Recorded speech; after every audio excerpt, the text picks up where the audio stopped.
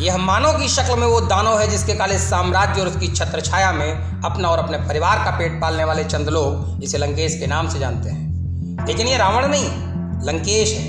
रावण के upgraded version का बदला हुआ वह लंकेश जिसने कलयुग में पत्रकारिता रूपी अमृत का पान कर फर्जी मीडिया संस्थान की आड़ में अपने काले कारनामों और गलत धंधों के साम्राज्य की जड़ों का विस्तार करना शुरू कर दिया है।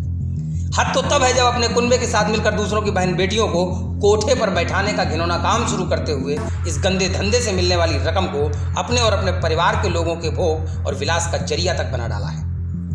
भले ही त्रेता युग में विभीषण के कारण रावण की नाभि में छुपे अमृत को सुखाकर श्री राम ने रावण को उसके कुनबे के साथ उसका वध करते हुए लंका का सर्वनाश किया था, लेकिन क्या रावण सच में लंकेश था?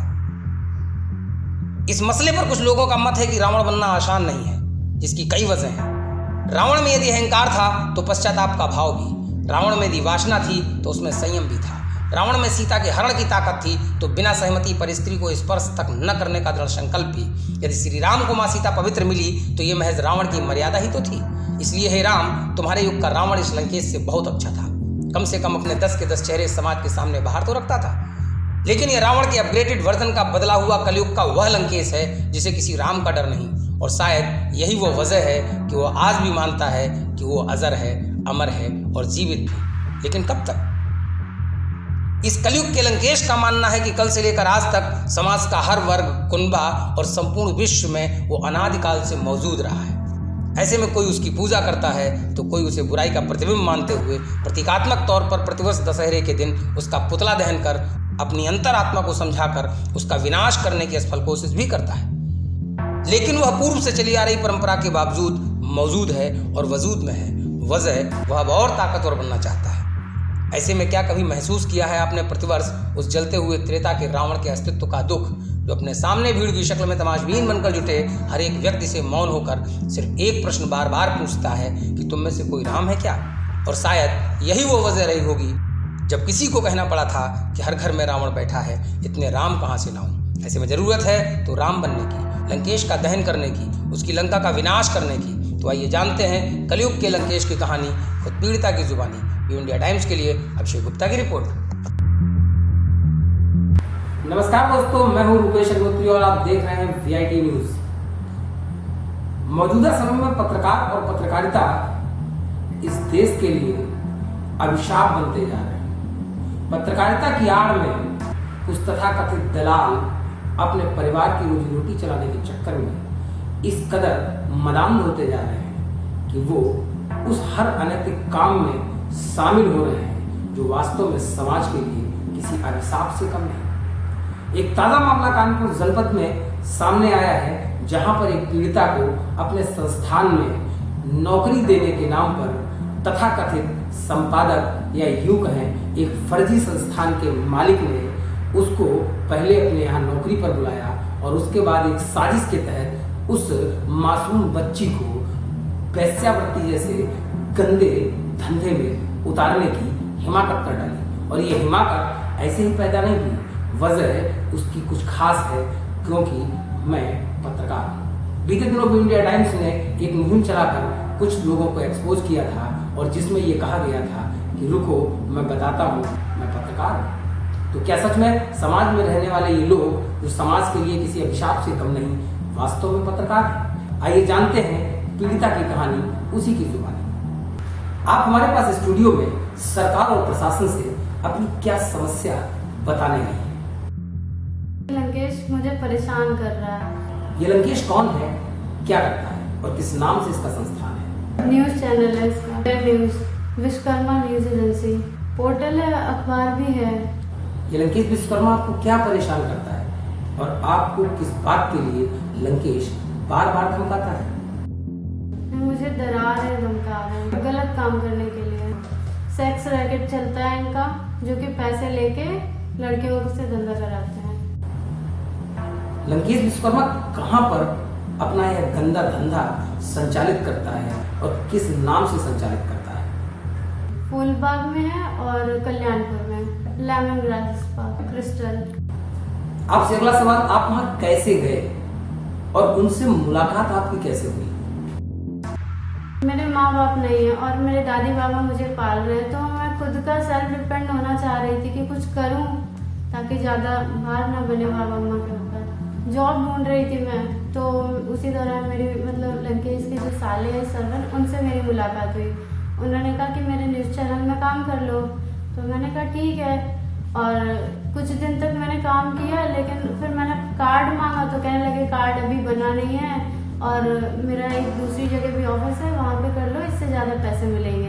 तो मैंने कहा ठीक है, वहाँ पे कॉलिंग होती है।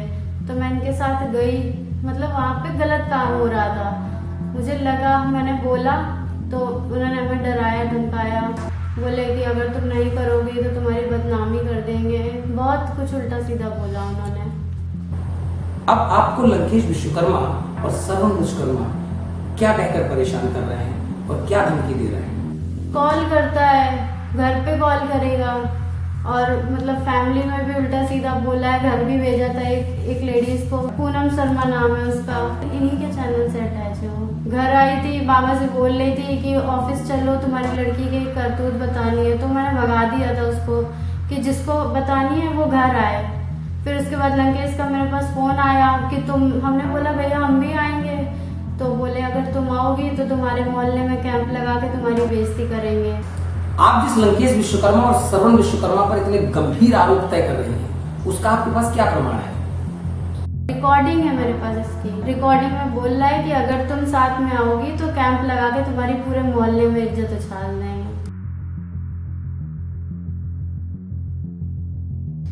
हेलो हेलो भैया, हम लोग 5 बजे आ जाएंगे शाम को। आप लोग ना तुम ना अपने बाबा को अच्छा। भेजना। बाबा भैया अकेले बाबा को क्यों भेजे, ये बताइए तो। हैं? बाबा को अकेले क्यों भेजे, हम भी आएंगे साथ में। और तुम आ जाओ, तुम्हारे सामने से फिर खोलेंगे, कोई दिक्कत नहीं। तुम ही आओ, तुम्हारे सामने खोलेंगे। भैया कोई दिक्कत नहीं, हम साथ में रहेंगे, आपको जो करना हो करिए, जिससे जो बोलना हो बोलिए। फिलहाल तो हम अपने घर में सब कुछ बता चुके हैं, ठीक है। अच्छा अच्छा अच्छा, क्या क्या बता दी घर में?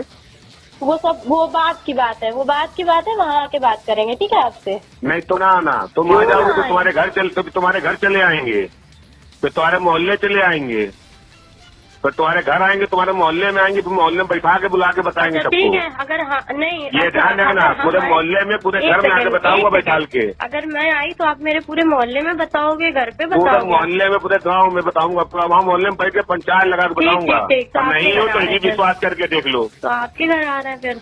वही बता रहे हैं, तो विश्वास ना मानो, ये भी करके देख लो। जा रहे हैं हम वही बता रहे हैं ना, तुम हमको ना बताओ कि तुम मेरे घर आ जाओगी, उसके घर चली जाओगी। ये तुम्हारी मर्जी, तुम्हें कहाँ जाना है आपके घर आ है रहे हैं। ना? तुम्हारी मर्जी, तुम जहाँ जाओ, लेकिन तुम ये इस भ्रम से बिल्कुल बाहर आ जाना। क्यों? मैं जहाँ बदनाम हुआ, बहुत बदनाम हुआ, तुम्हारा तो कैंप लगा के करा दूंगा। तुम अगर ना विश्वास तो ये करके देख लो। एक सेकंड, आप बदनाम हो रहे हो तो हमें तुम बदनाम बहन कराओगे। ये भी देख लेना, बहन तुम ये भी देख लेना, बहन तुम्हें भाई तुम्हारा क्या करेगा बहन? बहन बोल रहे हो आप, और मतलब हाँ। बहन की इज्जत उछाल रहे हो। नहीं, कौन सी बहन की इज्जत उछाल रहे हैं? आप खुद ही अपने मुंह से बहन बोल रहे हो। कभी तुम भैया भैया कह दी, तो तुम्हें बहन बहन कह हमने रहे तो हैं। शुरुआत से आपको इज्जत दी है, भैया ही बुलाया है हमने हाँ, तो आपको। वही तो हमने, इसलिए तुमको भी हमने नाम बहन तो नहीं बनाया। लिया है हमने लंकेश। तो वही तो हम कह रहे हैं, वही तो हम भी कह रहे हैं, बहन ने बनाया तो बहन के भी बताएंगे ना कि जहाँ भाई की इज्जत करना, तुम भी बहन का तो बोलेंगे ना। आ जाएंगे, हम नहीं आएंगे, ठीक? हाँ, आ जाओगी तो फिर तुम्हारे घर में आके पूरे मोहल्ले में आके बताएंगे अरे सबको। ठीक है भैया, ठीक है, पेपर बाबा को छपवा दे के देंगे रिकॉर्डिंग के और साथ। आप बाबा ही को बता लीजिए, आपको जो बताना उन्हीं को समझा लीजिए, उन्हें जितना आपको समझाना हो समझा लीजिए। आराम से, तुम हमें समझे नहीं, समझ में आए नहीं, समझ में आए, हमें कोई चिंता नहीं है। उनको कुछ नहीं समझ आएगा, तुम पहले समझा।